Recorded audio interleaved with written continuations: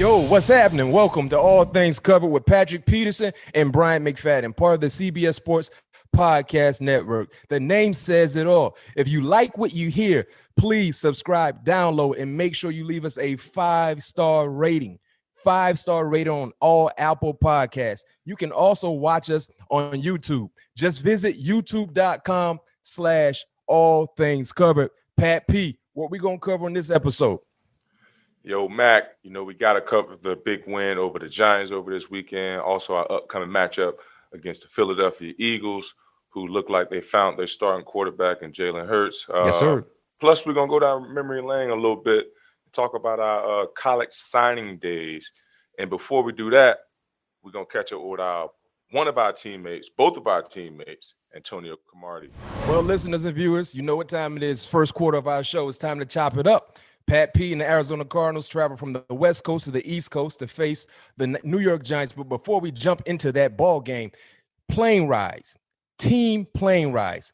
Listeners and viewers, when you talk about traveling with your team, especially a long trip across the country, there's a lot that could happen.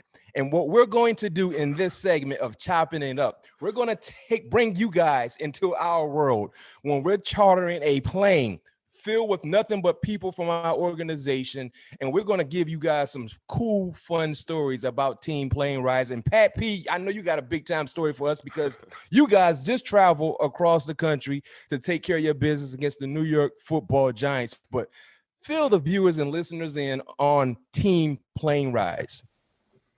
Oh, man, team plane rides are, to me, is what I look forward to, throughout the year when it's time for the season to come back around again. It's nothing like a team plane ride because, like you said, everybody that's within your organization. So, the plane is technically yours. You know what I mean? So, guys just, up hooping and hollering, watching game film, talking about fans. Real quick, Pat P, you said guys are up hooping and hollering, right? Mm-hmm. And tell the listeners and viewers how overrated it is when you're on a plane and they tell you, sit down, put your seatbelt on because they're getting ready to take off, or put your phones on airplane mode because you're getting ready to take off. Tell the listeners and viewers how overrated it is, because I know when we used to travel on our team plane in Pittsburgh, that was never told to us, but tell the viewers and listeners how overrated that is.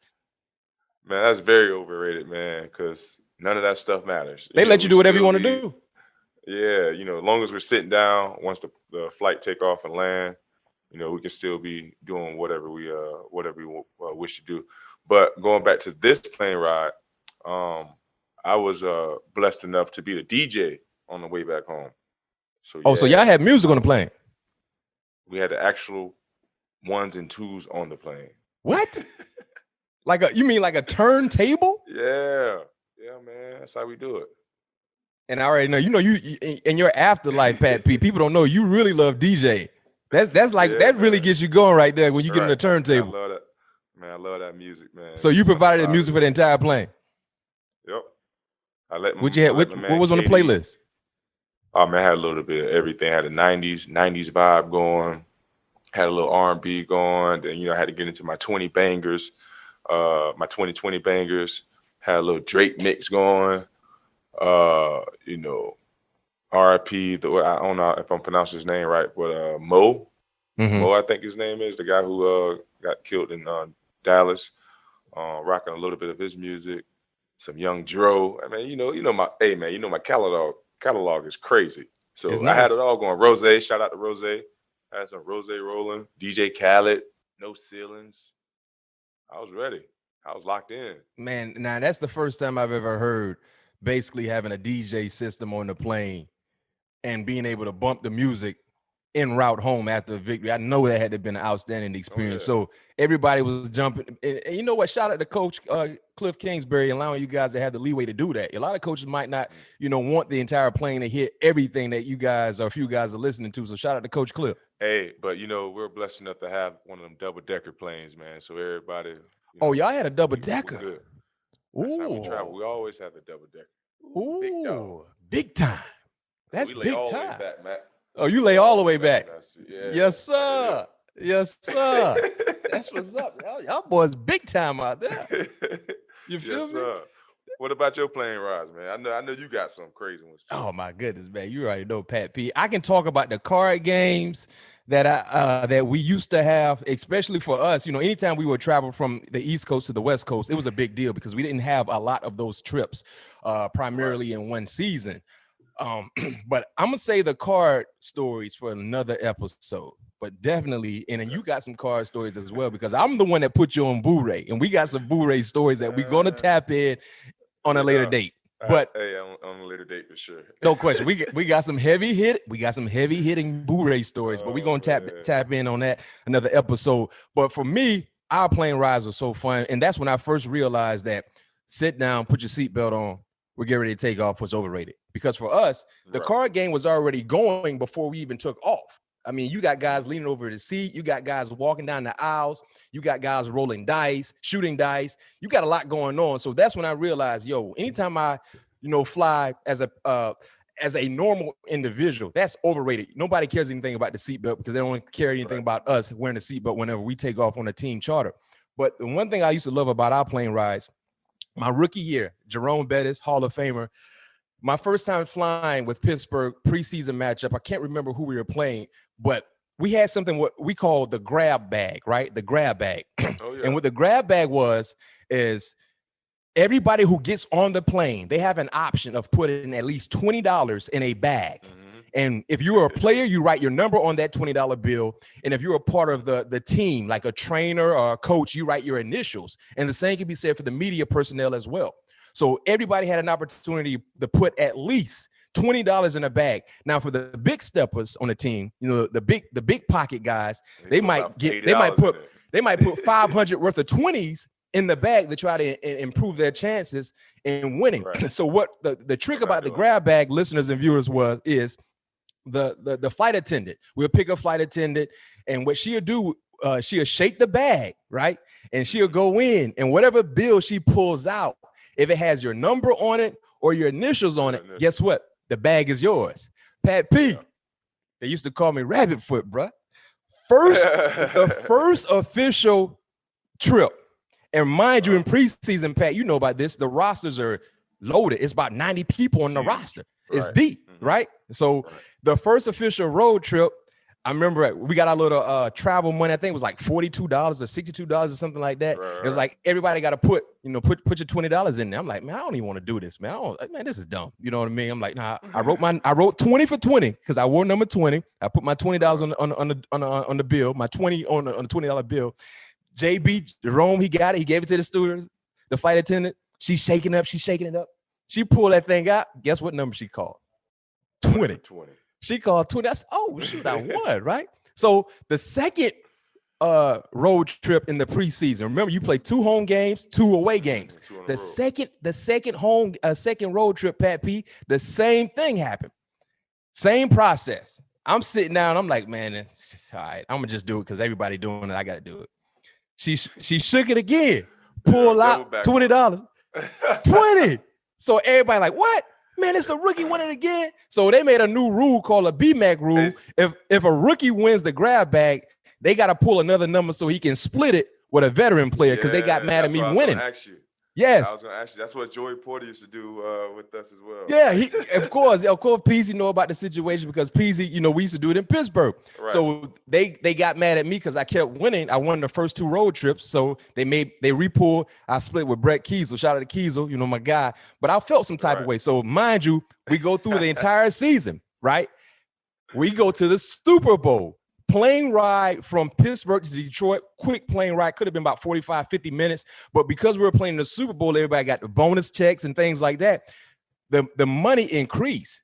So you, instead of putting $20 in, you had to put at least $100 in, right? $100 bill, right? So, the big steppers on the team, they were putting in $500 worth of 20. So now they're putting like a band worth of $100. You know what I mean? They're trying to improve their chances. So our good friend, your hometown friend, Tyrone Carter, right? He said, man, BMac, well, you real. Hey, he said, BMac, man, you real janky, man. He said, you know what, man? I've been every time we do something, bro, you always seem to win. He's like, man, I said, well, my uncle told me when it comes to gambling, the same people always win. He said, man, you know what, man? Let's go half. I said, what you mean? He said, bro, if you win, I split. But if I win, we split. So I was like, okay, cool. Ain't no pressure. So I put 100 in there. He put 100 in there. So same process went. The flight attendant, she shakes the bag, comes out. She called TC number, which was 23. 23. TC jump up. I jump up. They're like, Mac, you didn't win. I said, lie, you tell. Bro, we went in half on this bag. So we split it. And mind you, listeners and viewers, we were extremely generous. Anytime I won, I always tip the flight attendant big time. Gave her a nice tip. But on that Super Bowl trip back, because everybody was so happy we're going to Super Bowl, man, me and TC split probably like $8,000. We split $8,000 just from the grab bag alone. Oh, and you know, when we got to the hotel, you know what time it was. We're not going to dinner. We going straight to the gambling room because we had a room in our hotel that was just for gambling. We going straight to the gambling room. We had the dice game here. We had the tonk game here. We had the Blu-ray game there. And I said, I'm winning. I can't lose nothing today. I just went in the grab bag. Whoever want to play against me, good luck, because I'm not losing nothing today, man. Listen, that's when I knew we were going to win the Super Bowl. We had to win the Super Bowl because I won the grab bag. More of the story, anytime you fly, man, try to incorporate the grab bag, man. It's a great opportunity to get some unexpected money. Money. Yeah, I might have to incorporate. I might have to bring the grab bag back out, man. Man, bring the grab bag out to the boys in AZ, man. Make everybody tap in, man. Tap in right now. Whatever that dollar amount is, $20, $40, put it on the bill. Put it on the bill. Write your name or write your number or your initials on there. But those are team plane ride stories only here on All Things Covered. And don't forget, seat belts on the plane, sit down on the plane. That's overrated. We never used to do that when we were on a team charter. Now it's time for Cardinals check-in, and here's where we recap the most recent ball game with the Arizona Cardinals. That ball game was this past Sunday, 1 p.m. kickoff, New York, against the New York Giants in New York.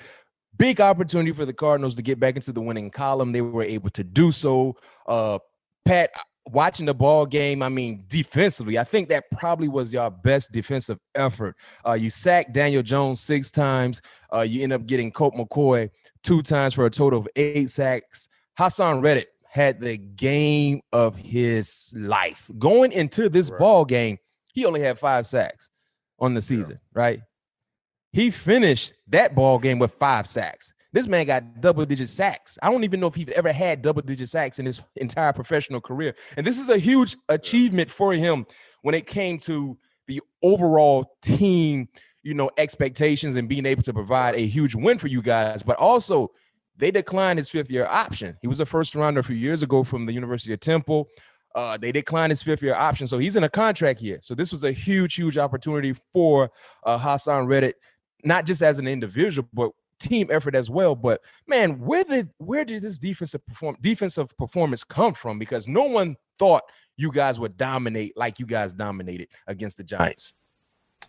We was just, we were dialed in, just all week, knowing that December is the time where you need to, catch your stride, to finish off the season strong and hopefully get into that playoff, going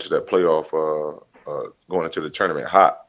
You know what I mean? So, guys were definitely dialed in, honed in on their assignments, and just had the ears pinned back. It was a beautiful thing to watch, from the back end, to see those guys just stop the run, us able to collapse the pocket for Daniel to make it hard on him to make those throws. Murphy played an outstanding game. Dre played a good game. I just thought it was a great all-around performance for sure as a defense. So, we got 3 more games left in the season. We got to keep it going. Yeah, and his previous sack high was 4. So he was already above that number going into the ball game against the New York Giants, but he clearly improved on that area of his ball game. And Daniel Jones, played in the game. He didn't really seem healthy. I felt like Colt McCoy probably would have been a better option for them. Clearly for you guys, it didn't matter who you were playing against because your defensive front dominated in the trenches. Looking at some of these numbers, Pat P, the Giants had 159 yards of total offense. Their fewest in a game since 2013 at Carolina. Their fewest in a home game since 2006 against New Orleans. No Giants player had more than 3 receptions or more than 40 yards receiving. So based on those numbers and based on the eye test for me watching the ball game, you had a boring ball game. And you know what, Pat P, I don't think you're complaining about that because, like you said, the guys in the first and second level were eating so much. He didn't leave any crumbs for the guys in the secondary. But talk about the mentality when you see the front dominating and the linebackers flowing around, making all the plays. What do you need to do just to stay on your P's and Q's and not underestimating the team you're going against because they didn't have any success from start to finish against you guys? Well, my whole mindset is just staying focused for 60 minutes. Nothing else matters. You know what I mean? Only thing that matters is me getting the job done and helping my guys achieve our goal, for that 3.5 hours or however long we're in that stadium. That's the only thing that matters. And when I was younger, I kind of fell into that trap of, like you said, getting bored. And, sometimes, a team would catch me trying to lure me to sleep and, get that, that deep ball on me or things like that. But, those are lessons that I learned at a young age and never wanted that to happen again. So just staying locked in, completely focused for 60 minutes, 3.5 hours during the duration of the time that we're there at the stadium. But, just trying to find a way and just always being locked in, staying in the moment. Yeah, and this win, put you guys right back in the playoff conversation. And after winning this ball game, the locker room vibe, did you guys, go to a monitor to see exactly what some of the other teams were doing that you're fighting with to get into the playoffs? No, not really, because, at the end of the day, all we can do is focus on ourselves. Yes, we dug ourselves in this hole that we're in, but, we still have to win ball games. You know what I mean? And now, like you said, we in the I think we're 1 game ahead of the teams that are behind us. Mm-hmm. So all we got to do is win. You know what I mean? We're back in, per se in the driver's seat at the 7th seed.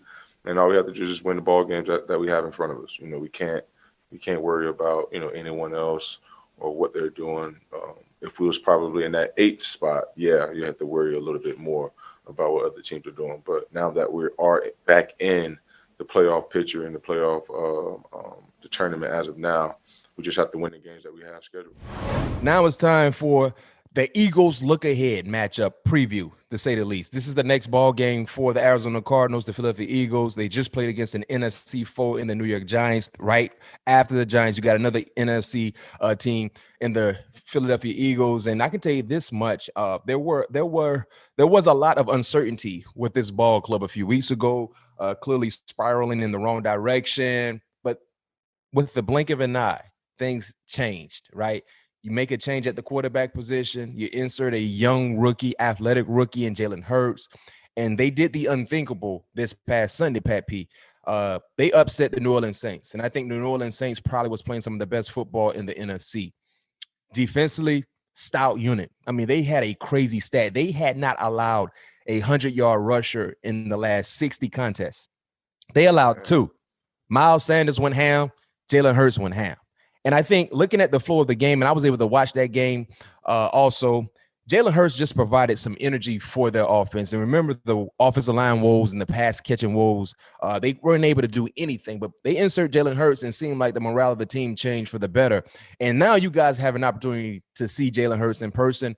You're an SEC guy. I know you watched a lot of Jalen Hurts when he was at Alabama and clearly a year ago, because I know you love college football as well, at Oklahoma. You haven't really been able to tap in to that game against the Saints, but just understanding and knowing you played against a young quarterback early in the year in Tua Tagovailoa, right?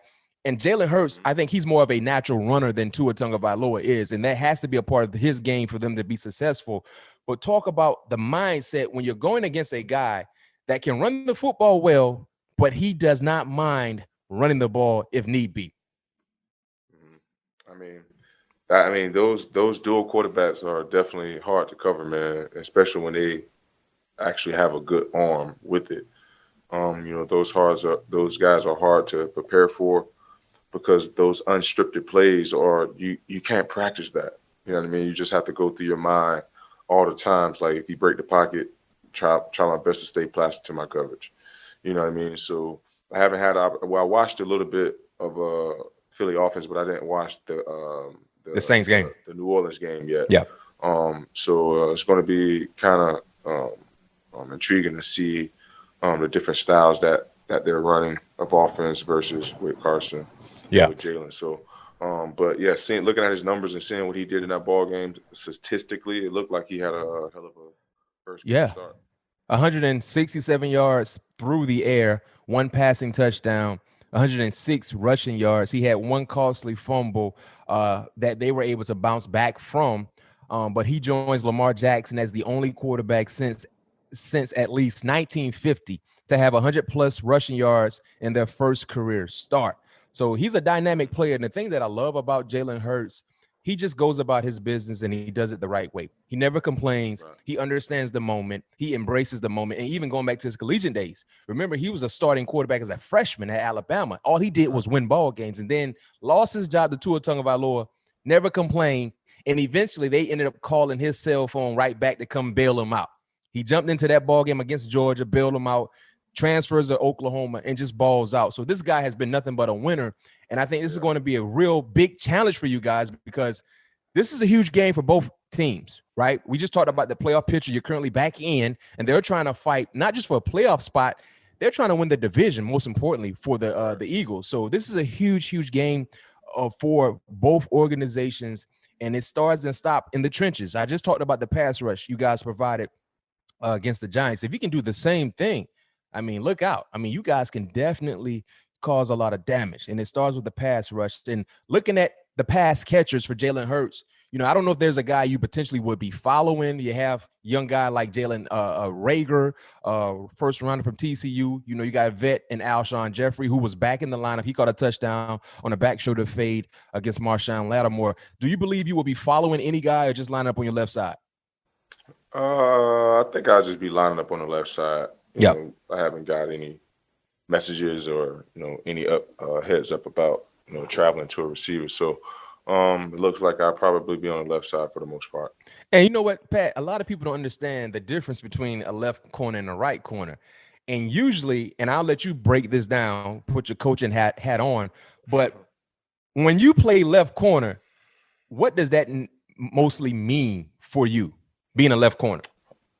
When I'm at left corner, I'm just honestly just paying attention to formations and splits, versus if I have an opportunity to travel with a guy, trying to pick up small tendencies on, with the receiver, if how, like I talked about the splits, how close he is with the to another receiver, how close he is to the line of scrimmage to get the route concepts down in my head, versus if I'm going up against have a matchup. Yep. Now I have to figure out, what they do well, what they don't like, when he motions, when he's at the number 2 at the slot receiver. It's a little bit more detail go into just covering the left side versus playing having a matchup. And also, too, most teams put their best cover guy on the left side because most quarterbacks are right-handed. So, it's a natural flow to instantly throw to your right side, especially if you're in a panic situation, because, as a right-hander, you tend to look to that right side more so than your left side. And that's always been a smooth tactic for a lot of coaches and a lot of defensive schemes, being able to put, your best cover guy to the left side because they might get target more so than the right corner. But in a National Football League, you're going to get target. There's no way around that. But usually it used to be the old say-so when it came to position players, when you put certain players on the football field defensively. Now, listeners and viewers, this is a segment where we usually tap into news around the league, but this is a special week. You know what the week this is? This is Christmas before Christmas when it comes to college football. National Signing Day is Wednesday, the early signing day period. And I know I got a big story about my signing day experience. I know Pat P has a signing day experience story as well, but we would like to share with you guys our signing day moment. And before we share with you guys, make sure you stay tuned with us. We got Antonio Cromartie joining us later in the show, right after our halftime break. Don't worry, he will have a lot to say, so make sure you stay tuned to check out the conversation with Antonio Cromartie. But before we get to Antonio Cromartie, we got to get the signing day. Pat, you came out, Blanche Ely High School, what year? Was that 20? 08. 08, 2008, Yep. you were the number 1 rated corner in the nation. You had all the options available for you for as far as universities to attend. But how did that process go for you? Did you have like a big gathering at school? Did you have, the TV cameras there? What was that experience like for you? My experience was actually kind of so going into my signing day, everybody knew who I was going to sign to because I played in the Army, the U.S. Army All-American Bowl game. Oh yeah, you made your And since announcement during the game, right? yeah, Okay, yeah. right. So I had I forgot the teams I had up there. I think it was like Florida, LSU, and I can't Miami, think who the third. Florida State. I think it could have been Florida State. I think it was Florida State, and and I picked my my team on national TV with what's his name, Tom Lugan. Lugan I Bill. don't want to. Yeah, Lugan Bill. So Lugan Bill. I had my family, my mom, my dad, Yeah, I my remember head that. coach, my sisters. So that was an awesome moment. Then when I actually signed my letter of intent in February, that's when we had like a whole shindig at the school because that was actually back when I was coming out. National Signing Day was after the season. It was like the first week in February. So I made it official and signed my letter of intent to LSU. It was huge. It was we was all in the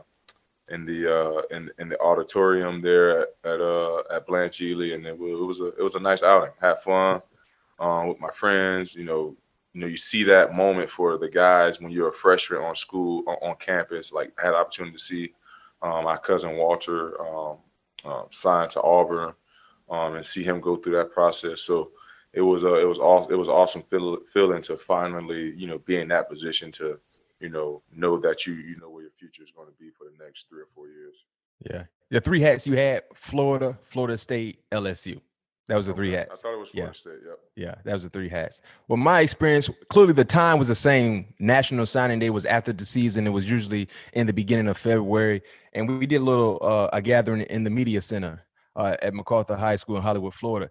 And I didn't really come to terms about the school I was going to attend until the night before signing day. And I remember I needed to go get like a nice little shirt. I drove to Burlington Coat Factory. I went to Berlin. I went to the coat factory. Okay. You get your nice deal at the coat factory. Back in those days. Back in the day, Marsh used to have them good deals too. Now, no question, the polos and the Nauticas, yes sir, the polos and the Nautica. So I drive the Burlington Coat Factory. Got me a nice little shirt. I think it was like a Sean John shirt or something like that. And on the way home, driving home, I started really thinking about the process. I'm like, man, it was clearly between Miami and Florida State. And, I was getting a lot of pressure from a lot of Hurricane fans down there living in South Florida. And I remember when I got home, I called Travis Johnson, who was the number 1 D lineman in the country that year. We visited Florida State together, and he was thinking about going to Michigan.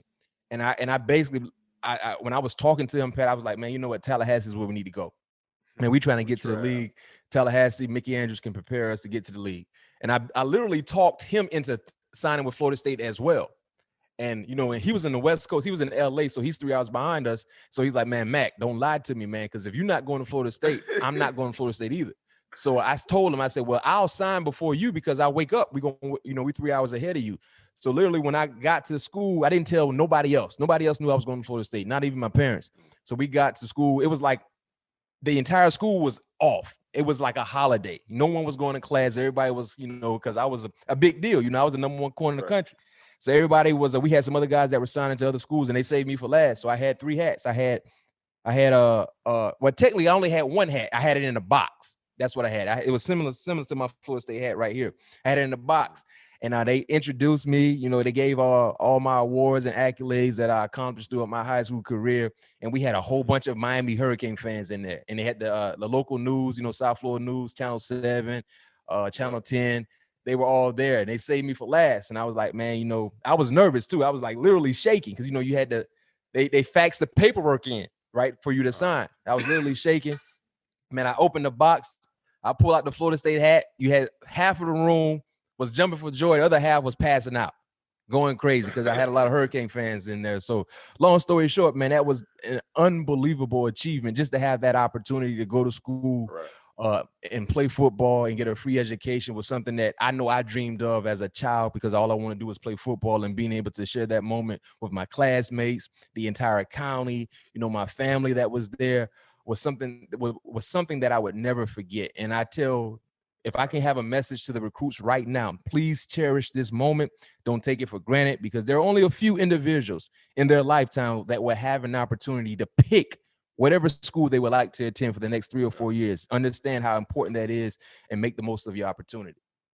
No doubt about it. And now transitioning to current day college football. Before we get out of this segment, talking about National Signing Day, all things covered, sharing our memories from years ago when we signed to Florida State and LSU for Pat. LSU had a huge win this past weekend. And you know what, Pat? As you guys know, I like to put together a parlay, and I almost took Florida against LSU. I think they were given 23 points, and something told me to stay away from that matchup. I mean, freshman quarterback Max Johnson had the game of his life, 21 of 36, 239, 3 passing touchdowns. How surprised were you, Pat, to see LSU pull that one out of the hat? Man, it's crazy, Matt. Before we left to go to New York, our trainer, our physical therapist, Brett Fisher, you might remember Brett. Yeah, I know Fisher. Yeah, so he's a Florida State guy. He's like, yeah, man, you know what the day is, And I'm messing with him. I was like, man, I thought they canceled that game, man. I said, but if the game's gonna be played, don't be surprised if we shock y'all. I literally told him that. I said, do not be surprised if we shock, because I knew we wasn't gonna shock Alabama. I just knew we didn't have enough to play against it. But I just knew Florida, and I knew nothing about Max Johnson at all. But he showed what he had the last Saturday night down there in Gainesville throughout the elements. He showed poise. Mm-hmm. Florida went down and scored. He came back down and put the team in position to get a field goal, or he was making just some costly, some very timely passes to put some points on the board. So his dad that's Brad Johnson, his father, and went to Florida State quarterback. Yeah, I did not know that. But I was very, very pleased on the way, because the offense, it looked like now, like when they had Joe Burrow, had a nice running game going, taking shots down the field, hitting those crosser routes. It looked like they gave him a little bit more control of the offense than the previous two quarterbacks. So, but I told Brett that we was going to shock him, and I said, if this is going to be an upset, he didn't believe me, and us Tigers made it happen. Like my boy, shout out to Coach O. Go Tigers. Go Tigers. Anytime Florida can take a loss, I'm happy. So I had a great weekend, because Florida State won, Miami lost, and the Gators lost. So that was a great weekend for me. Yeah. Speaking of Max Johnson, before we wrap it up, get ready to go into halftime. Miles Brennan started off the season as a quarterback. There was some injuries. You had TJ Finley, another freshman, took some snaps at the quarterback spot. And Max Johnson, do you think Max Johnson should be the guy in 2021, or you think you should go back to Miles Brennan? No, this is his job. I think this is Max's job. Just because the simple fact that he was a true freshman, but he performed the best out of all of them in his first game on the road in a hostile environment against a quality opponent. You know what I mean? And he didn't blink. You just tell that he was just very, very comfortable of being in the moment, and that's what you want from a quarterback. You want to be able to, when your offense go out on the field, you don't want to be like, oh, I can't call this play, or I can't do that. You want to have you want to have every bullet available. And it seemed like the offense had every bullet available with Max Johnson under the gun. Well, there you have it.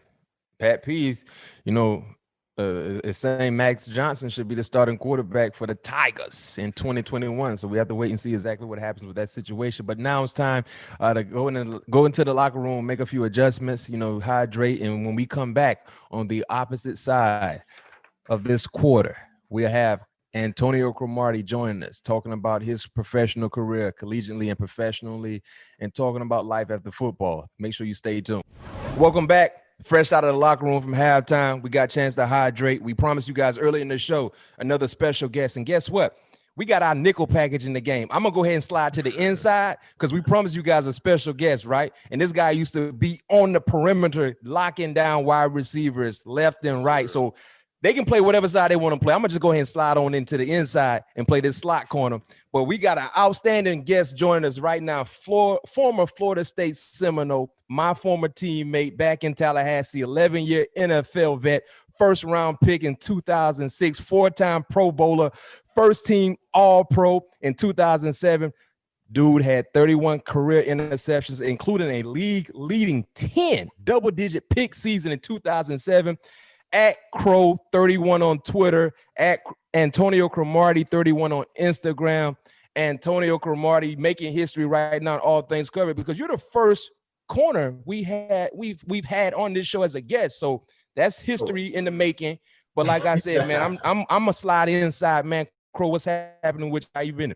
Man, I'm good, man. I can't complain, man. Just chilling with the fam, and trying to see what's the next move for myself, man. No question. Talking about the next move. Man.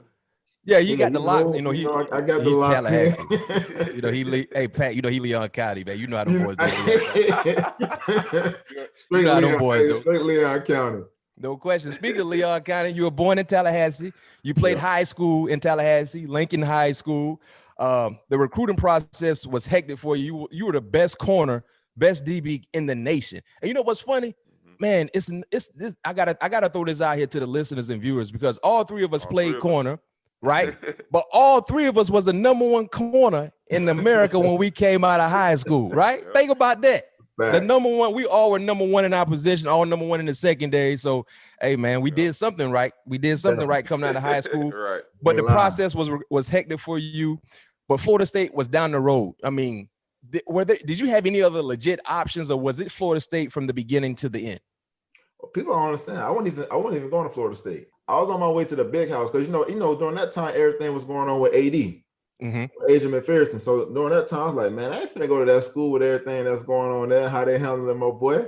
It's like, man, you get a black quarterback, now they want to treat him wrong. I was like, man, I'm gone.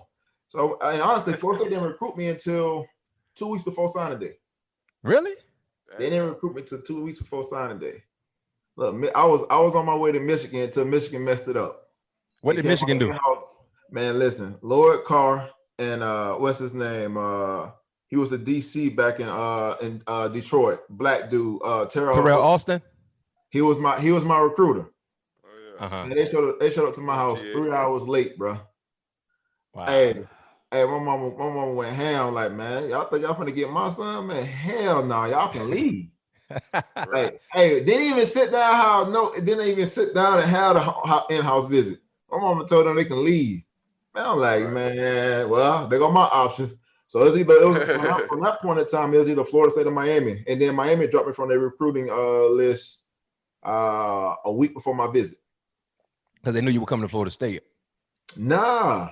Man, Florida State wasn't even on. Listen, Florida State wasn't even Miami dropped you. Okay, so I got a phone call from Coach Solinger and Coach CJ at that time when they was a coach, and Coach Solinger on the phone crying, man, talking about, man, we didn't drop you for your. They want to drop you from the recruiting list. I was like, all right, cool. He's like, man, I don't know what's going on. I don't know what been said. I don't know what's been done, but they said they don't want you to play DB for us. I was like, all right, cool. I'll see y'all as when I go to Florida State. So that's when I decided to go to Florida State. But Florida State wasn't even on my visits. Like, my mom made me put Florida State on my visit. I was like, why I need to go visit Florida State? I've been on the campus every single summer. I remember you on your visit too, because it was you. What was the receiver that went to? It was Ernie Sims, the receiver that went to Florida. Caldwell. Andre Caldwell. Yeah, I remember Andre, that weekend. I remember Amp Lee. Yep. From Jacksonville, from Coastal, from First Coast.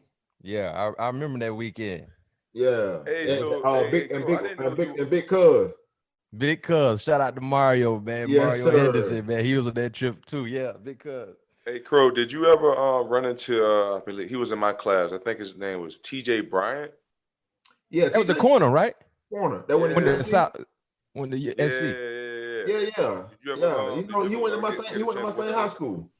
So yeah, that's what I'm saying. I didn't even know you went to Lincoln, but you ever got a chance to get back and work out with him when he was coming out in high school? Yeah, I was at Lincoln all the time because the head coach that was there always, every single week, like if we ain't had nothing going on, I was over there. Like he wanted me to help as much as I could with the DBs over there. So it was just like, all right, cool. I ain't got nothing else to do. I got you. So, Crow, tell the listeners, man, how did participating in track help you in high school and college become a football player? One, I hated track. Hated track. Man, I hated track. I was good at it, but I hated track, though. I ran the 400 meters. Man, you know what that 400 do to you. That's a dog. And I went 40, I went 45, 8 in high school. Bruh, I hated track. But the thing about track was nobody could sit there and tell me I ain't run the time that I needed to run. No college coach could ever come to me and be like, hey, I need you to run a 40. Man, I ain't run no 40, man. You better look at this 400 meter and this 200 meter and these 110 hurdles that I ran. You know what I'm saying? Right. But it's just like the competition side of track, man, is totally different from the football side of it. So I think that's why I fell in love with it a little bit. I hated it, but I loved it at the same time because, man, you know, you face up against guys like Xavier Carter. I ran against Justin Gatlin on the 110 hurdles. Man, that dude beat my head in. I think he went 12-9. I went 13-5, man. And the dude wasn't even a hurdler. The dude was a 100-meter runner. Yeah. Right. So you know how that made me feel. I'm a guy that ran the 300 hurdles, 400 hurdles, and also ran the 110 hurdles my whole entire time running track. Right. And this dude come out here and run 12-9 in high school or 13-1 in high school, something like that at a state meet, and then walked off like it was nothing. Yeah. Man, I think like people have to understand what track does for a football player. Like I felt like I was a football player more than I was just a track runner. Mm-hmm. Like one, it taught me how to breathe. It taught me when I need to accelerate, when I needed to decelerate, especially running that 400 meters. You know what I'm saying? Like 400 meters taught me, okay, I'm gonna run the curve and I'm gonna stride the rest of the way until I get to the 160 mark. Then I can explode and hit the curve like I want to and let the curve carry me off. But it was just like, you know when to use your speed, you know when not to use your speed with track. And that transferred over to the football field more so than anything. Like I was never tired. So it was just like to a point of if I wanted to act tired, it was just a point of just trying to bait somebody to throw the ball to me. But it just taught me how to breathe. It taught me how to recover faster than everybody else that was on the football field. Because everybody else didn't run track. So if you didn't know how to breathe correctly and can't gain your breath back quicker than everybody else, man, you're gonna be ass out. That's just how it was. You done. No doubt. Well, Crow, you tore your ACL in voluntary workouts going into your junior year in the summertime. And I actually was out there because I had just got drafted and I came back and was working out with you guys. And you were a two-way player, you know, especially in high school. You used to love anytime we were doing the DB drill, Pat, and Coach Andrews needed a wide receiver, especially in the red zone. 13 always wanted to hop out there and try to maul somebody. He was going to give you a great look now because he's going to go all the way in and trying to catch the route that it was throwing. But Crow, you tore your ACL playing wide receiver. And I remember I told you, stop getting out there and letting these boys cover you, man. You about to go get paid. Tore your ACL. How big of a blow was that for you, especially with the expectations that so many people had for you going into that year and getting hurt in the summer, not even being able to play the entire season? Well, I think just coming in like that year, man, I bust my behind that just that all season. Just from a standpoint, I went from 220 to 203. Mm-hmm. So you know how Mickey is. Hey, you gonna play at 220? I'm moving you to safety. So Mickey Andrews ain't played no game, but so it was just a point of like you work so hard, you go through all when they had the Playboy All-American, all that stuff there. So you go on all these visits. I think 2 weeks after that visit, I tore my ACL. After coming back from that Playboy All-American shoot, and like the expectations of like, okay, I got this for myself, but I know what I want for the team. You know what I'm saying? Like I want to make sure that hey, I give us a better chance because that year I was supposed to be a two-way player that year, so I was gonna play offense and defense that year, and just working out, dog. It was just like something I jumped in the air and basically hyperextended my knee. I'm just going up for a jump ball. Nobody really around me. The dude that was covering me actually didn't even jump with me. Mm-hmm. Came down, hyperextended my knee. And I remember, man, I was like telling myself, I tore my ACL. I knew I tore it. Before any of the trainers, anybody got there, I already knew I tore my ACL. Man, I ain't never felt no pain like that in my life. And like just sitting down and you talking to Mickey Andrews, talking to Coach Brown during that time, man. And it was just like the whole building just gets caved in after talking with them, like the expectations they had for that year. And people don't know this, but I was actually finna leave. I took my cleats off and everything, and the DB asked me to go. And I put my cleats back on just for one last rep and went on that. But it was just like going through that process, man. One, it humbled me because at the end of the day, you know how we get, man. You get all these accolades start coming in. People, you start reading your own. You start smelling yourself. But, man, for me, it was a humbling experience because it just taught me how to deal with adversity and also how to look forward and set goals. Like, I was a person, I never really set goals. I was just a person that's, for me, it was just like, I'm going to just go play ball because I was better than everybody else. So it was just like, for me, it humbled me. It's like, hey, you got to humble yourself. So that year was the most humbling experience I ever got. I was up at 5 o'clock in the morning during the off season. During that time, just to go up into the meetings with the coaches, just so I can learn something different. So that's how I actually learned how to play, watch film with Mickey Andrews and those guys. So it was like a learning experience, also a humbling experience at the same time. Right.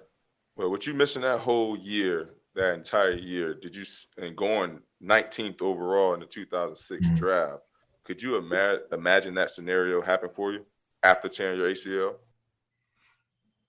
Well, I already had a 3-year. I told Coach Bryant I had 3 years and I was gone. And no matter what kind of year I was, it was going to be no matter what. And that was the honest truth. I was 3 years and gone.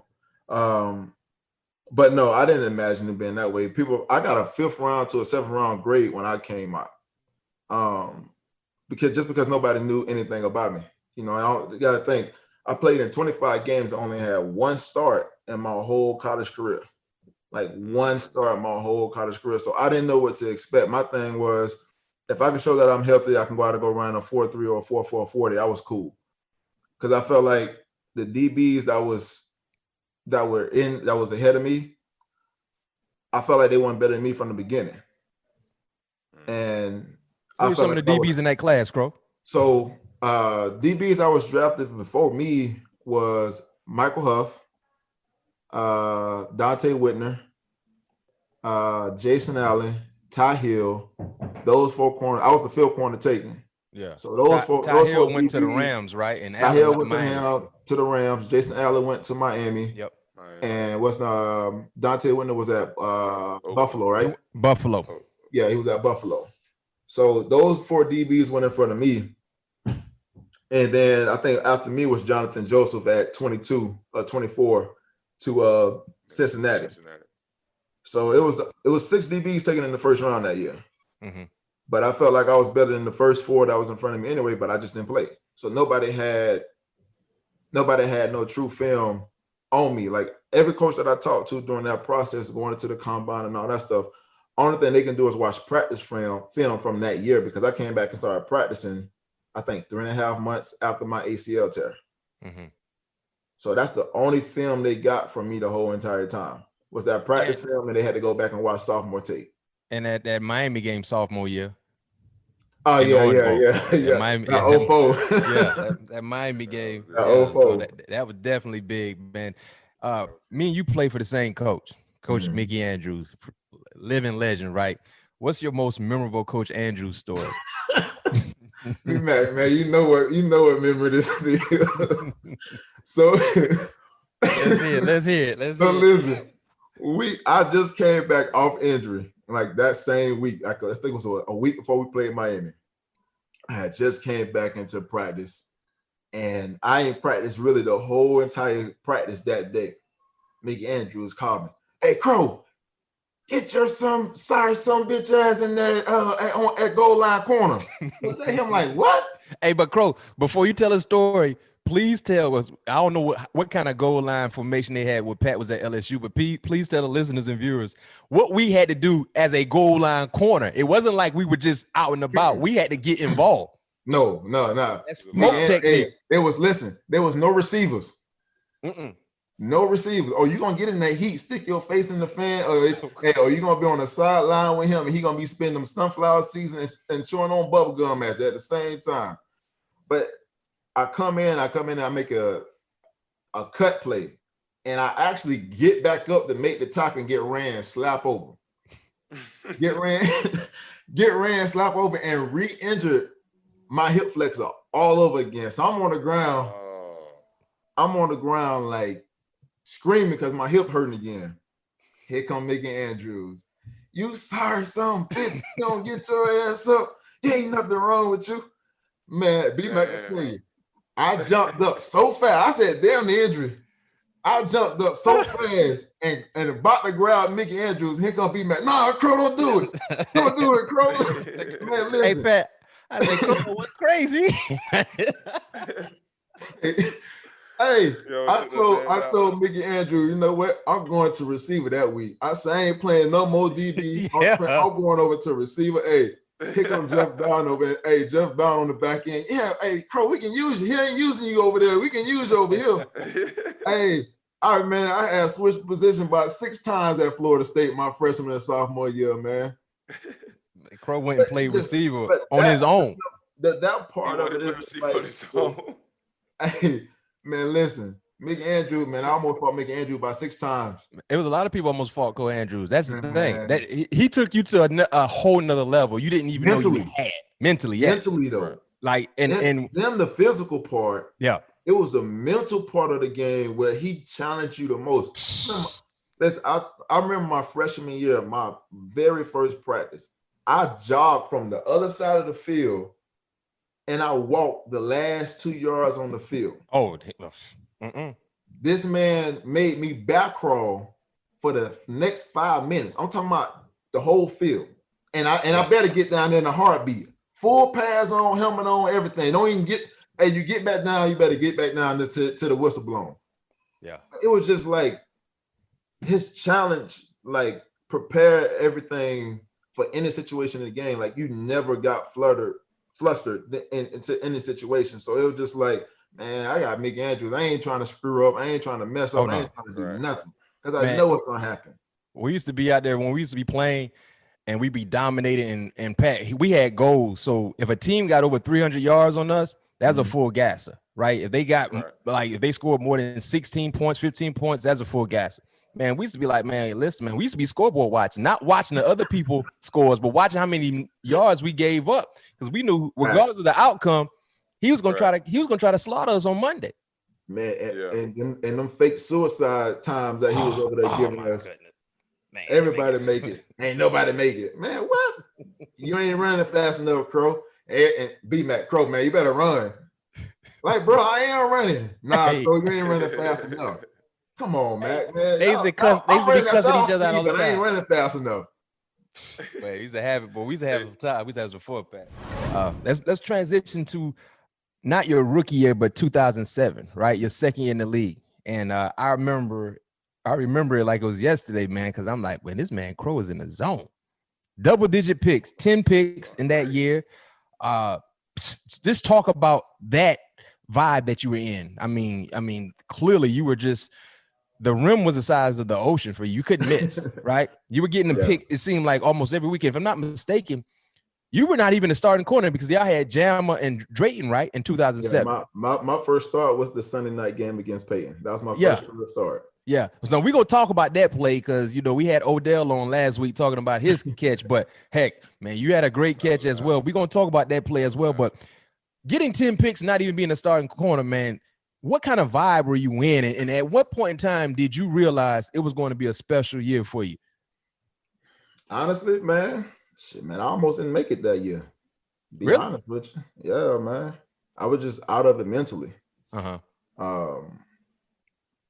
So much was just going on off the field, family stuff, with my kids and all that stuff. I just wasn't there in the first part of the season, man.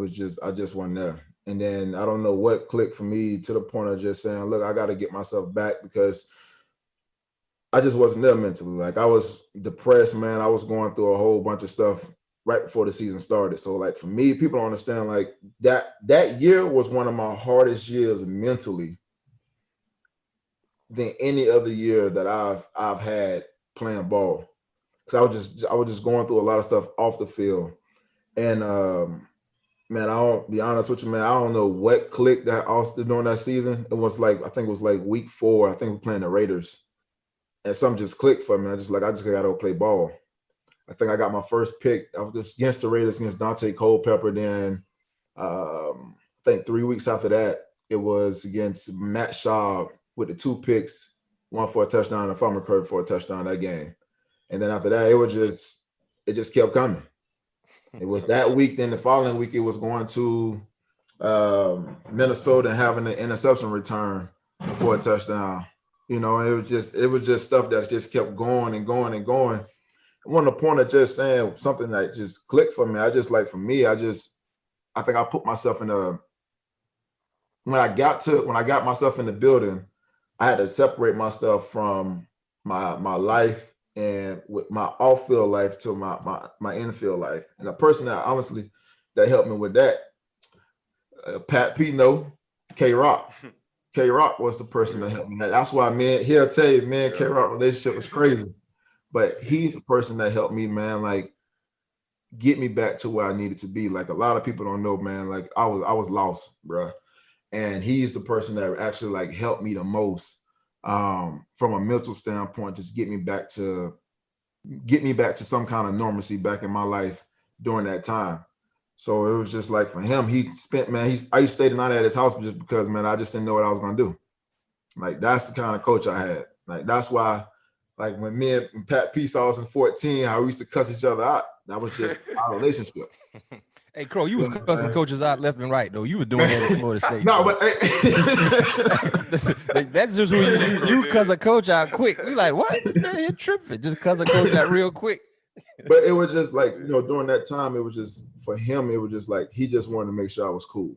And you see that from a coach, man. You just want to go out and go play your best for him. And that's something I just went out and did. It wasn't nothing that point saying that it's click. It was just the point I had that support. I had that supporting cast that I didn't have my first year, and part of my second year until he came into the picture, man. Nah, man. Shout out Coach Rock. He's definitely one of my all-time favorite defensive back coach in the league for sure. Hey, but also in 2007, you had a 109 missed field goal return. Mm-hmm. Who was that against? Minnesota. Okay, that was Minnesota. That's what I thought. It was against Minnesota. What does it mean to you to have a record that would never be broken unless the size of the football field changed? Honestly, I didn't even know. Let me tell you how clueless I was when it happened, though. I'm just thinking I just returned the kick. I ain't thinking none of it. Like I ain't not thinking like. And coaches don't come to me at halftime like, you set a record. I'm like, what you mean? Like I just returned the kick. What you mean? Nah, it was like, look, your foot is dang near on the line. Like there's no other play that's ever gonna go this. Right. Like, bro, you gonna be in the hall. Your stuff is going to the Hall of Fame. You never got to worry about nothing. I ain't think nothing of it, to be honest with you, but it was just like, dang, it's just a football play. Like, you don't think nothing of it. You just think like you're just trying to make a play for your team. Mm-hmm. And honestly, man, to this day, like everyone asks me what's my favorite play. That's my all-time favorite play. Just because the situation is, I think we tied 7-7, and then we go up 14-7 or something like that right before halftime. And it was just that part of the game. It's like, man, we weren't doing nothing. Like offense won't move, defense gonna stop Adrian Peterson. Yeah, Adrian Peterson set a record that day. 296. Yeah, 296. Like 296. Man, and it was just something like when you look back on it, man, you're like, dang, okay, then cool. Like stuff still up there in Canton. So it's just like, man, that's beautiful because this is like, I can take my kids up there and go see it now, man. They can be like, okay, yeah, you did play football. Like, yeah, I know I did. Right. Hey, that's going to be there forever. Did you realize you were an inch away from being out of bounds, though, when you made the catch? Because, like your coach said, when we watched the replay, your heel is, like, right there on the line. Did you realize exactly where you were on the field? Well, I knew where I was because it was funny, but I was clowning with the ref. I was like, if he kicked this ball to get anywhere near this goalpost, I'm jumping up and I'm blocking it. He's like, I'm gonna count the points, so it don't matter. Yeah. But it was just like, I didn't know. I just, what I'm saying, my point was I was just gonna just leap up as high as I can get it and see where if I land on that bounce, I land on that bounce. But my thing was trying to make sure they didn't score no points. I ended up landing in the bounds, and the rest was history. Yeah, no question. That was big, man. I remember watching that play and seeing that kind of. You're talking about your 400-meter track days. it kind of put me in the mind of you hitting that corner, what you said, yes, sir. 169 meters. That's right. That's right. That's the only thing I thought about. Hey, I get a little bend, and once I hit that curve, I was gone. No question. Yeah, we definitely saw that. And then a few years later, after that play in 2007, 2010, you get traded to the New York Jets. What was going through your mind when that happened? Did you know you potentially could be traded? And if you didn't know, were you surprised, or did you feel some type of way with the organization? No, I asked to be traded. Okay. I asked to be traded. And why you asked to be traded? It just wasn't right. It wasn't right. It was I needed something new. It was so much stuff that was going on. The year that 2008, I fractured my hip. I dislocated my hip and fractured my hip the very first game against North Carolina. And they told me I had a hip flexor strain. Like, bro, I don't have a hip flexor strain. Something's wrong. So I ended up going to get a second and a third opinion by some hip specialist. And they told me, like, look, you fractured your hip. It just popped back in. So, like, it was a lot of distrust in the organization with the training staff and also just with the higher up. And I just felt like for me, it was time for me to go. I had told my agent I was ready to go. Not only that, but you got to think during that time, like 2008, I had trade rumors in 2008. I had trade rumors week 6, 7, and 8 going into 2009. So for me, it was just like, all right, I'm cool. So after the season, we had an exit meeting. I asked them for a trade, and it's like, Crow, we're not going to trade you unless we get something good out of it. I was like, cool. Well, y'all do let me know because I'm ready to go. Like 2009 all season, I think I went to one practice. I didn't practice during mini camp, no nothing. I was there, but I never practiced because I just showed up because I didn't want that fine doing the mini camps. So it was time for me to go. I was unhappy. I was just like, man, I got to get out of here. Like I just didn't want to be there. So like when I found out I was traded, I was kind of pissed because I was actually on a flight when I got traded. I was coming back from Atlanta back out to LA. And my agent called me like, hey, you been traded. I was like, okay, where I've been traded to? He's like, man, I've been trying to call you for the last 3 hours. I said, man, well, I'm on a flight. He was like, man, it was either Dallas or New York. And I was like, where I'm going? It's like, man, you going to New York? I was like, man, shit, I wanted to go to Dallas. It's like, you can hold off. It's like, Crow, the deadline, I had to get it in. I was like, man, all right, cool. We got Rex Ryan. So your agent was calling you to kind of get your opinion about Dallas or the Jets? Dallas or the Jets, man. But you didn't answer the phone, so he picked the Jets. Yeah, I was on a flight, so he picked the Jets because he felt like it was a better situation. Yeah. Wow. So you could have been a Cowboy. Could have been a Cowboy, because that year. You got to think Wade Phillips was there. Yeah. So Wade Phillips was my coach my rookie year. Mm-hmm. So with him having that and having that background on me, that would have been easy for me. But honestly, the Jets, I knew something was going to happen with the Jets, to be honest with you, when we played them in the playoffs. Mm-hmm. I simply told Rex, hey, I'm going to be a Jet next year. That's my exact words when I saw him. I said, I'm probably going to be a Jet next year. He's like, well, shit, bring your ass on. I'm trying to get the hell up out of here. I told Coach Wade that too in the playoffs. I'm saying in the preseason, because we played the Cowboys in San Diego every single year during the preseason.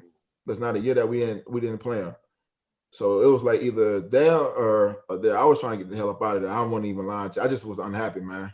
And then not only that, but the defense, Coach Rivera had changed the whole entire defense to a cover 2 defense. It's like, man, I don't play cover 2. Yeah. Like that's not something I like to play. I'm not gonna sit back in the zone and just watch and react. Nah, I want to get up in the face and go jam. So like he took over 2008 and ran the same defense as Ted Cottrell because that's what everybody ran. And once he got the full rounds of the DC job, it was all cover 2, cover 4, and that was something I didn't want to be a part of. Yeah. So how was it when you finally got to New York teaming up with Darrelle? How did you guys work together and push each other? Man, honestly, with Darrelle, it was, dude, the way that dude practiced, it was something I didn't see. I haven't seen from a teammate. Like, you see Jammer practice, but the way Reed practice, man, it was different, dog. It was like, bro, you're in the street alley fight, 1-on-1s, 7-on-7 with him every single play. And you don't see that. Like, so it's like, okay, if he gonna practice like this, I gotta step my game up because I can't be sitting over here lagging and think just because I'm athletic than everybody else, I can do what I want to do. So honestly, during that time is when I actually learned how to play DB. Like my time in New York, I actually learned how to play DB because I was so used to having Sean Merriman, Sean Phillips, Jamal Williams, Igor Oshansky, Cooper, and all those guys with the pass rush in San Diego.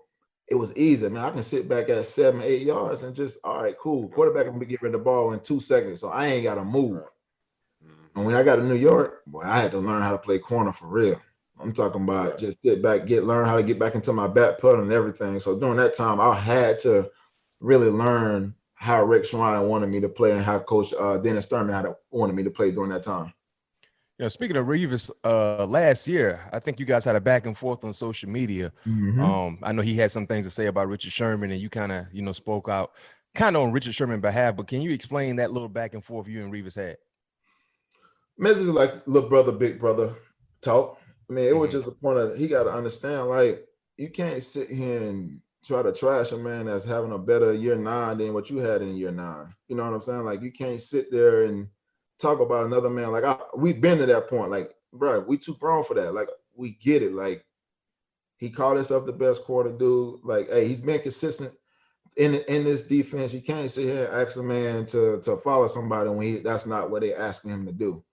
You know what I'm saying? Like, if they're not asking you to follow, why go out and go try to compete with somebody that don't follow? Like, we know what you did, Reed. 2009, nobody can ever take that away from you. 2009, the year that he had in 2009. Bro, nobody will ever take that. It's one of the best years a cornerback can ever have in NFL history. We're not taking that away from you, but don't knock another man for what he do. And that took me, for me to just grow up, because I was a person in Richard Sherman, I think it was 2012, the year Revis tore his ACL, saying the same thing, like, man, this dude don't follow nobody. But like me being retired and watching this man play, you can't knock that man for what he's doing. The man's playing, he was playing at a high level. He not asked to follow nobody. He take care of his side and do what he's supposed to do. So that was the exchange between me and Revis. And I think one of the things he said was, man, ain't nobody ain't say nothing when Coach Rex Ryan and DT come to him and said, we got to put the cover on we got to put the safety on Crow's side. I said, but I had to go back and go watch film for a minute for a second. But I was like, hold up, what? Man, if you watch film, man, there's a safety over his side. I'm covering number 2. I ain't never have a safety over the top of me unless it was covered 2. And see, I'm the kind of person, I ain't want to call him out because I could have called him out easily. And I'm like, man, all right, I'm gonna let you have your little joy, but I ain't gonna call you out. I ain't gonna say what I really want to say about you because we all know who you really are. What you really wanted to say about him, bro? Huh? I said, what you really wanted to say about him? You ain't finna bait me. you ain't finna bait me. What you want to say about it, bro? It was just a point, like, bro, you could have got my number from anybody else. Yeah. You know what I'm saying? Like, if you wanted to say something to me, don't say it on social media because if I would have said what I really wanted to say, bro, you would have got pissed off and been ready to fight. And I'm about that life, so I wasn't worried about that. Yeah. But it was just a point of just understand, like, bro, like you can't knock somebody for what they're doing. Like, be happy that the man is actually holding up on a position that's already hard to play as it is, and be consistent as he is year in and year out. Don't knock the man. Congratulate the man. Like, leave whatever y'all beef y'all have. Like, bro, that was 2012. Leave it alone, man. It's almost 8 years ago. Them boys been beefing for quite some time. It seemed like, right? Yeah. You beefing for 8 years? Come on, man. Bro, you too old for that. To the next question. Is there more beef or more brotherhood in the cornerbacks in today's game? More brotherhood. I would say more brotherhood because, man, you got to think, man. Everybody's talking about, I'm the best. You don't hear that no more, really. Yeah. Honestly, I don't hear. I mean, you hear from commentators and stuff, but I don't. Like, for me, I think people know at the end of the day, like, hey, everybody got to do their job the way they got to do it. Like, it ain't no, to me, if you're doing your job the right way consistently, then you may be considered as one of the best at this point in time. But every single year, we got to think, every single year, they're saying somebody is the best differently every single year. So how can you really call yourself the best if they saying there's another great cornerback on this play? I mean, say in on this team, and they calling him the best in the league, but you also calling yourself the best in the league. So it's like every year we got somebody new. You know, like I always tell people all the time, it's the people that do it consistent for me. Like you got to do it consistently. You can't do it a 1 year and 2 year, and then you want to call yourself the best. I need you to have 4, 5 years, 6 years going into it. Like you can't say and call yourself the best if you can't do it consistently. You can't be inconsistent. You got to have consistent years of doing what you're doing year in and year out, and you get the respect from your peers year in and year out. No question. Last question regarding the Jets. We're gonna move on. What's going on with the Jets currently right now? I see you've been extremely vocal. You still got a lot of love for the Jets. Adam Gase, you know, Garbage. he's still. What'd you say? Hot garbage. Well, we all believe he won't be the head coach for the Jets in 2021. Well, he shouldn't. Well, you know what, Crow, you're right, because don't be surprised. You don't see too many individuals that have a for real job fail at that one job, the previous job, and get promoted. And he basically failed at the Dolphin job and got promoted with the Jets, to say the least. But what do you think the Jets need to have? What type of person the Jets need to have as a head coach going forward if they like to move on from Adam Gase? You got to move on from Adam Gase. I think you got to just bring somebody in, one that's true offensive minded. I think Adam Gase gets the knock because he's so-called Coach Peyton Manning. Yeah. We all know he really did not coach Peyton Manning. And I think that the year that he had in Chicago with Jay Cutler, I think it was 2014, 15, something like that. Some year he had with Jay Cutler, where Jay Cutler had a great year. Jay Cutler always had a bad year and then turn around and have a great year. That's nothing new. That was how Jay Cutler was. That's how his system, that's how he worked. But my thing was, like, I feel you need somebody that's, one, if you're gonna draft the quarterback as in Trevor, like, you got to understand, or you're gonna keep Sam Darnold, you need somebody that can actually coach this dude. Don't bring in your friends, your quarterback coach friend that don't know anything about quarterbacks and expect for this dude to excel in your offense. Like, you're not gonna excel like that way. I think you got to bring in, if you're gonna bring in an offensive minded coach, bring him in, let him show him the success that he's had consistently in the NFL as an offensive coordinator, and put him in that way. Like, I honestly felt like if you was gonna hire your OC, you should have tried to steal Norv Turner away from everybody. Pay Norv Turner what he want, and watch what he's done. I mean, he's done it with Alex Smith. He's done it with Phillip Rivers. He's done it with, man, you can name any Troy. I mean, say what's that? Troy Aikman, all them boys. He's been done it consistently as an offensive coordinator. He's not a great head coach, but he's one hell of a quarterback coach and an offensive coordinator. Why we're not going after these people? Not only that, but you had a chance to hire Mike McCarthy last year. I don't know what he would have did defensively and who else he would have hired. But with young quarterbacks and having somebody like Aaron Rodgers and Sam Darnold can make every single throw in the NFL, why you don't hire a guy like that has success with like a guy like Aaron Rodgers? Sam Darnold ain't nothing but a gunslinger anyway, but he can run the ball. He can do whatever he wants to. You can run RPO and do everything with him too. So my best bet, if you got a guy like that and you're going to go get Trevor Lawrence or somebody, man, they better bring in Eric Bieniemy. Yeah. Or they better go get Josh Daniels. Well, they look like they're going to have the number 1 pick. So they listen. After I saw what I saw 2 weeks ago with Greg Williams and cover 0 in that corner out there, they was out there. Listen, they threw the game. they got extra money on the side. Literally. I ain't jumping no double move and cover 0. BMac would talk about that. I said I would have called timeout. Coach, you tripping. Matter of fact, I'm gonna back up to the goal line because I know where you're going. It's only 14 seconds left. You go run deep, and they had a guy out there running 4-2, a legit 4-2. legit for it too. And I ain't running with him. I'm calling time out. No question. Put me in 2 men with a help over the top. Yes, sir. Especially in that situation. Hey, so Crow, when you kneel and raise your fist during the national anthem with the Colts in 2016, I know you've been very vocal about raising awareness and being behind Colin Kaepernick and his whole fight. What were you looking to get out of that when you did kneel and took raise your fist? Honestly, it was just bringing awareness, man. For me, it was just, I got 6 sons, man, and 8 daughters, man. Black, you know what I'm saying?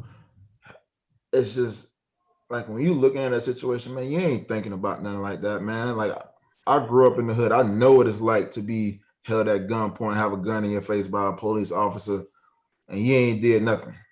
But get pulled over when they want to say you got a broken tail light when your tail light ain't even broken. So I understand that. I understand like we got to give the people the voice that don't have a voice. And we have a move in a certain way, like people got to understand. NFL is 73% black. Could you imagine all 73% selling the NFL? They're not gonna play because they're not taking awareness of what we take serious with our neighborhoods, with our community. You would rather say we are entertainment rather than saying, look, what can we do to help? And now I feel like it's a game to the NFL. It's right now, I truly feel what they're doing is more political, is more for their own doing, to make them make more money, to make them more profitable in that way, the way they're doing it now. Because you got to think right now, taking the knee is the most coolest thing now, but it's the most hated thing 4 years ago. So why is it so cool now? And it wasn't so cool back then. What's the difference in 4 years that now change your mind when you didn't want to listen to any other thing the players were saying?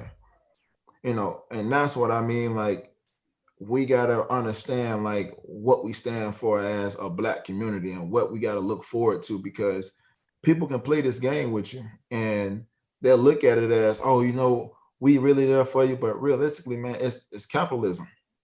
They capitalize off all this stuff, and that's how I feel what's going on with the NFL and what they're doing now with everything that's going on. Crow, do you believe your career ended instantly because you decided to kneel when you were with the Colts?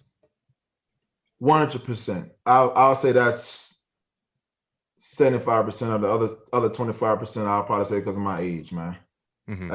I just being real. I was 33 years old. Yeah. That and man, y'all know me, man. I'm outspoken, so I'm not gonna hold my tongue for anybody. If I feel like you're wrong, I'm gonna call you out. That's just always been me.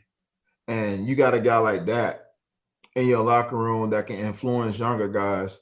They're not gonna bring you in because they're gonna be like, okay, well, shoot, we gotta cut the head of the snake off before we even get this thing started, because of the influence that he brings into the locker room.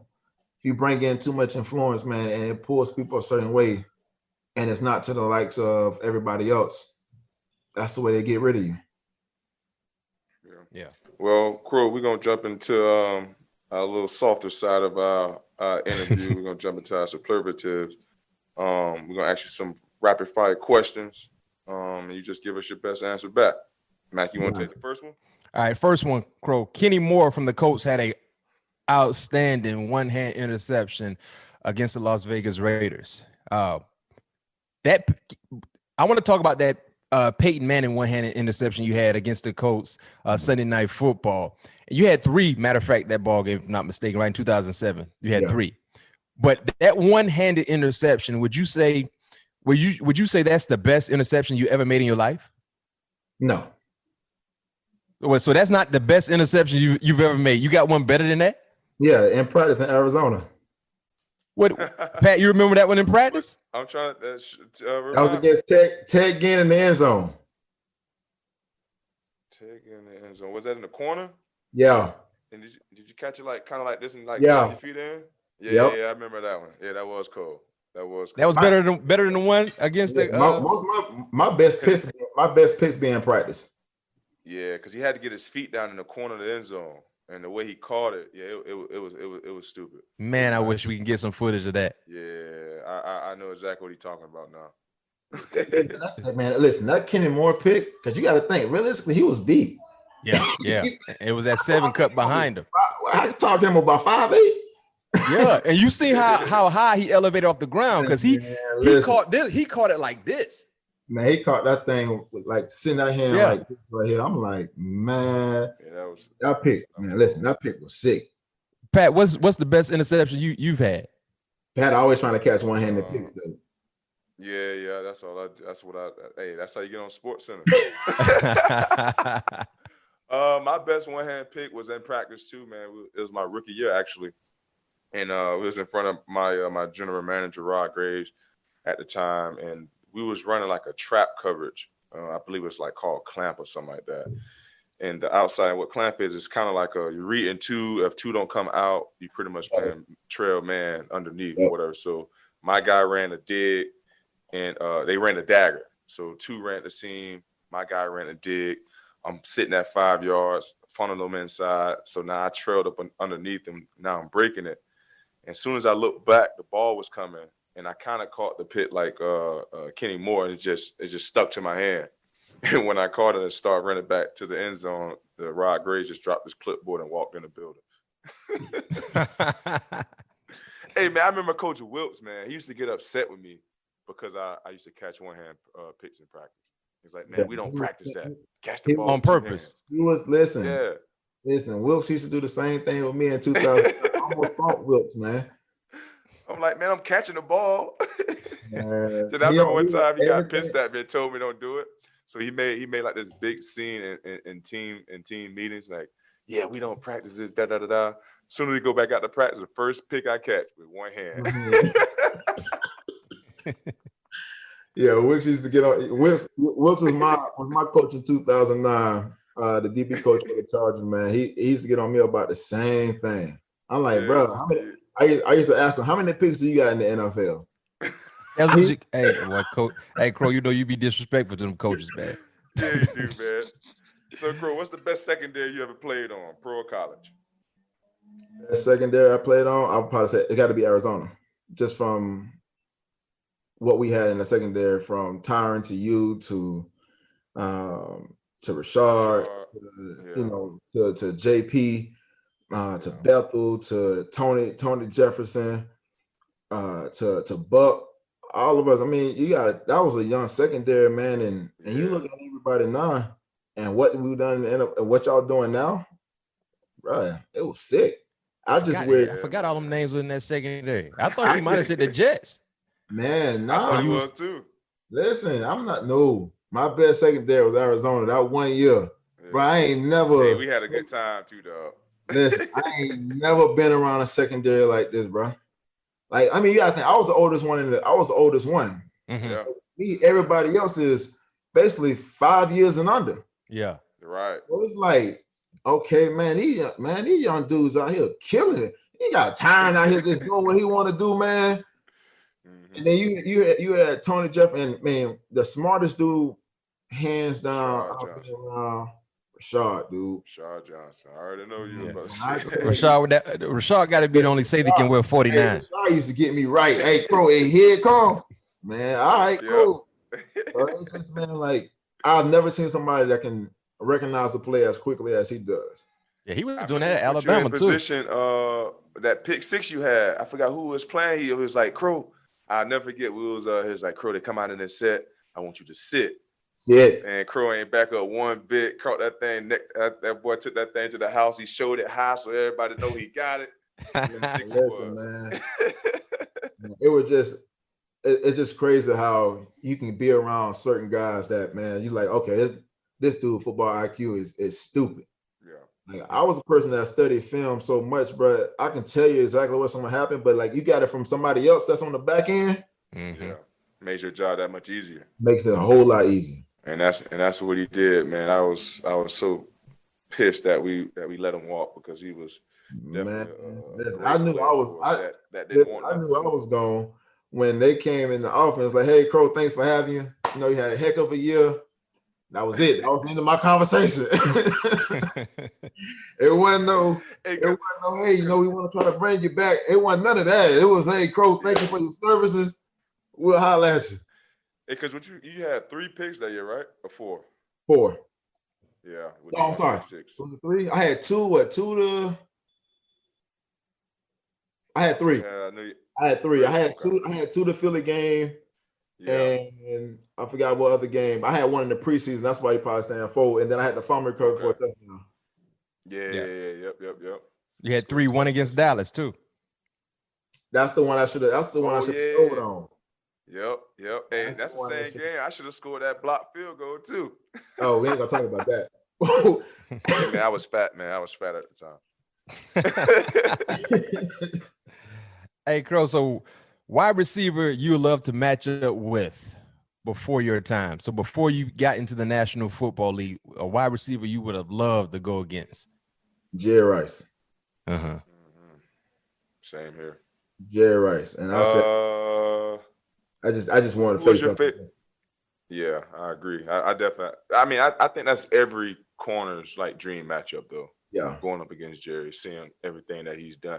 I think honestly, Jerry, you know, watching those older films, I think he was the only one that was running routes like that. I believe like he runs routes how today receivers run routes now.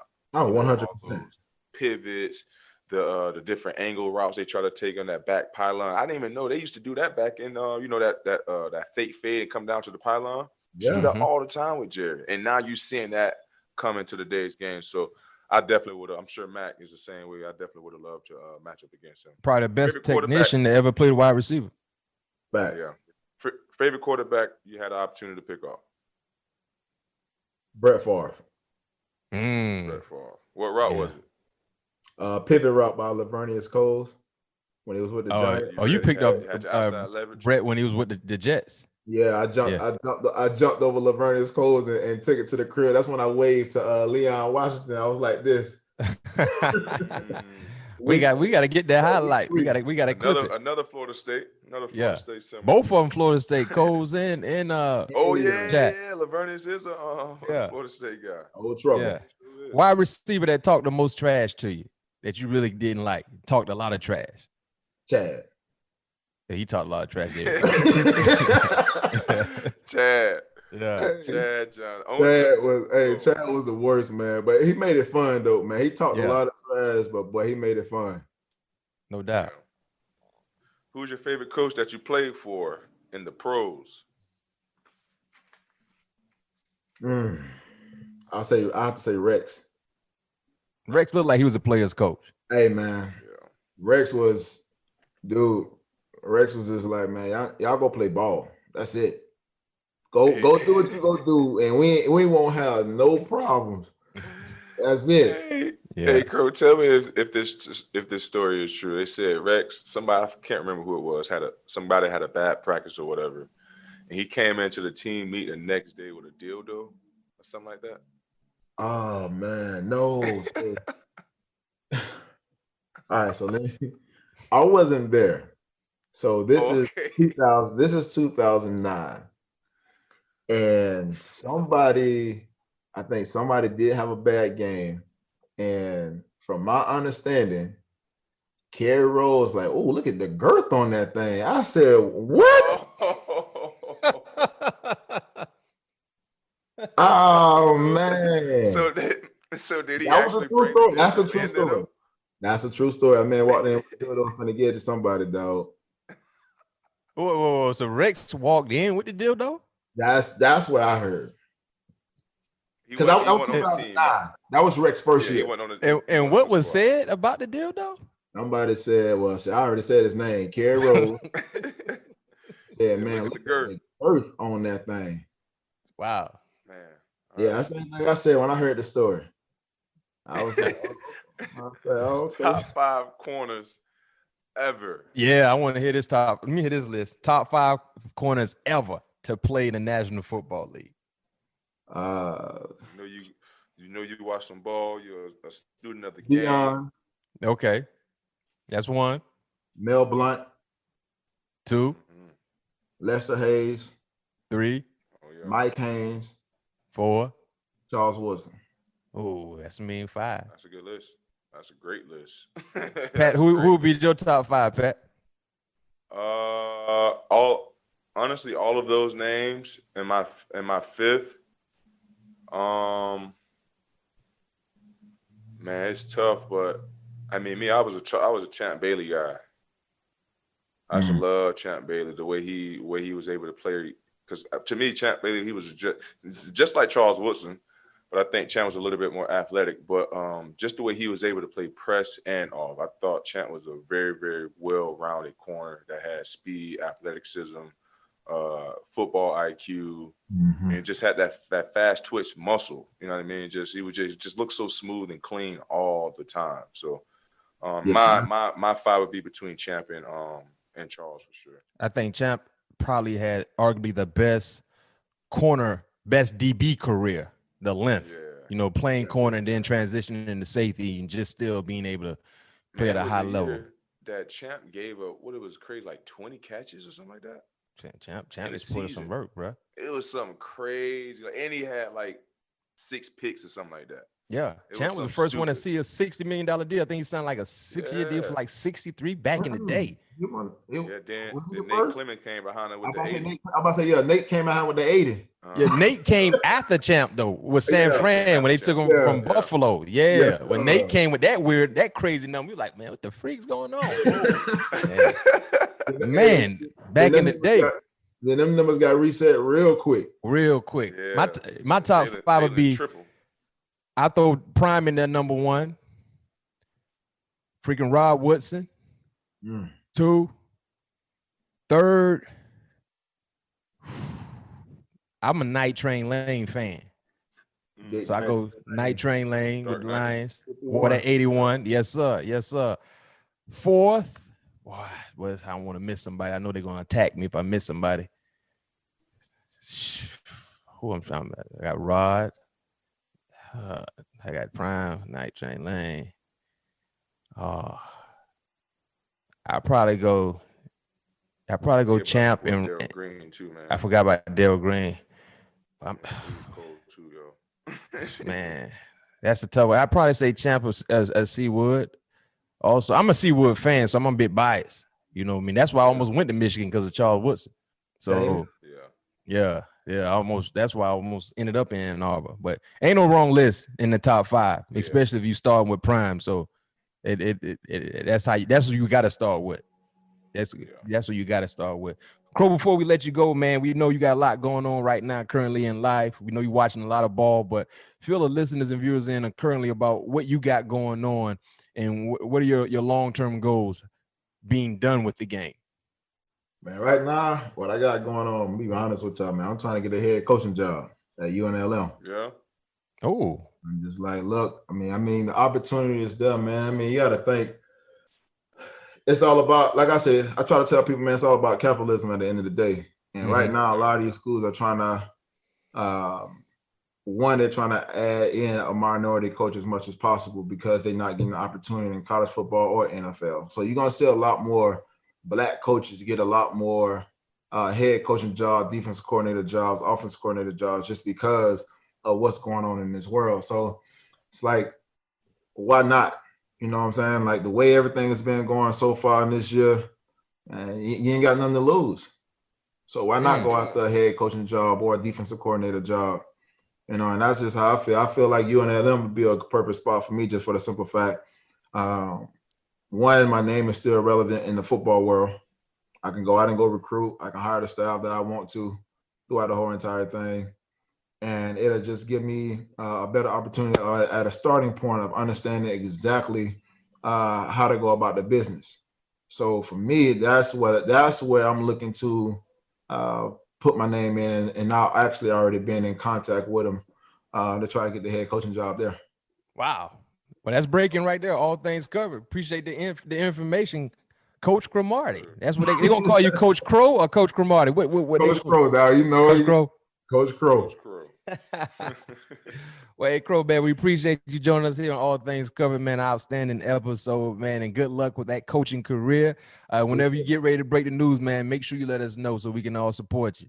I got you 100%, man. Thanks again to our boy Antonio Cromartie, and thanks to everyone for listening to this episode of All Things Covered. If you like what you hear, make sure you subscribe and leave a 5-star rating on Apple Podcasts. We'll be back with you next Tuesday, where you can expect all things will be covered. Peace. Peace.